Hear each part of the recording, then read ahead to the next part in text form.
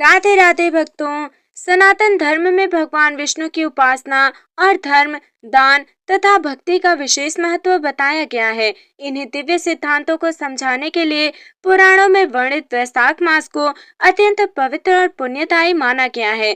वैशाख मास केवल एक समय अवधि नहीं, बल्कि एक ऐसा अवसर है जब मनुष्य अपने जीवन को शुद्ध, पवित्र और सार्थक बना सकता है।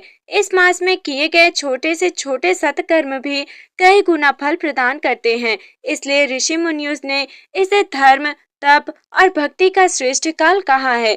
इन अध्यायों 14 से 18 में विशेष रूप से बताया गया है कि कैसे दान और सेवा से पापों का नाश होता है, क्यों प्रातः स्नान और व्रत का इतना महत्व है, किस प्रकार सच्ची श्रद्धा और भक्ति मनुष्य को मोक्ष की ओर ले जा सकती है, और कैसे हर व्यक्ति, चाहे वो राजा हो या सामान्य जन, अपने कर्मों से अपना भाग्य बदल सकता है।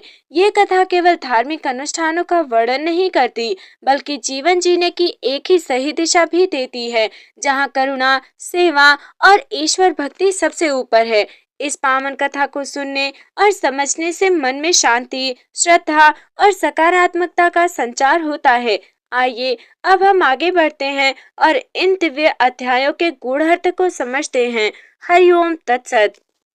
इस अध्याय में बताया गया है कि वैशाख मास में किया गया दान अत्यंत फलदायी होता है। विशेष रूप से जल दान, प्यासे को पानी देना, अन्न दान, छाया देना, पेड़ लगाना या विश्राम स्थल बनवाना। भगवान विष्णु कहते हैं कि इस महीने में किया गया छोटा सा दान भी कई गुना फल देता है। जो व्यक्ति गरीबों, ब्राह्मणों या जरूरतमंदों को दान करता है, उसके पाप नष्ट हो जाते हैं।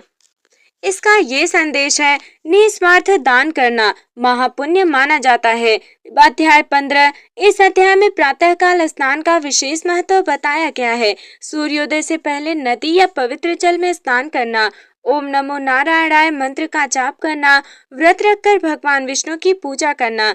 जो व्यक्ति वैशाख मास में नियमित स्नान और व्रत करता है, उसे मोक्ष की प्राप्ति होती है। इसका ये संदेश है, शुद्धता और अनुशासन आत्मा को पवित्र बनाते हैं। इस अध्याय में एक कथा आती है। एक राजा था जो बहुत धनवान था, लेकिन दान नहीं करता था। एक ब्राह्मण ने उसे वैशाख मास का महत्व बताया।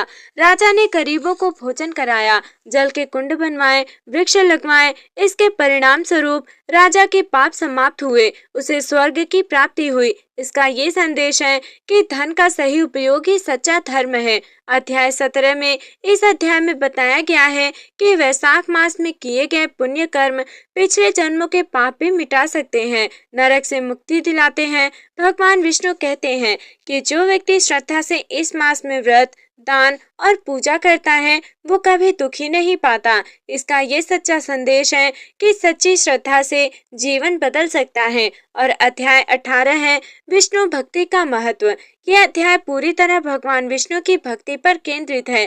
तुलसी पूजा, विष्णु सहस्त्र नाम का पाठ, भजन कीर्तन। जो व्यक्ति इस मास में भगवान विष्णु की भक्ति करता है, उसे सुख, शांति, अंत में मोक्ष प्राप्त होता है। इसका ये संदेश है कि भक्ति ही सबसे बड़ा साधन है। भक्तों, इन 5 अध्यायों का मुख्य संदेश है, दान करो, स्नान और व्रत रखो, भगवान विष्णु की भक्ति करो, दूसरों की मदद करो। यही वैशाख मास का सार है। इस प्रकार वैशाख मास के इन पवित्र अध्यायों में हमें जीवन का एक गहरा सत्य समझ में आता है कि मनुष्य का वास्तविक धन उसका धर्म, दान और भक्ति है। जब कोई व्यक्ति इस मास में श्रद्धा से स्नान करता है, निस्वार्थ भाव से दान करता है और सच्चे मन से भगवान विष्णु की उपासना करता है, तो उसका जीवन केवल बाहरी रूप से नहीं, बल्कि भीतर से भी बदल जाता है।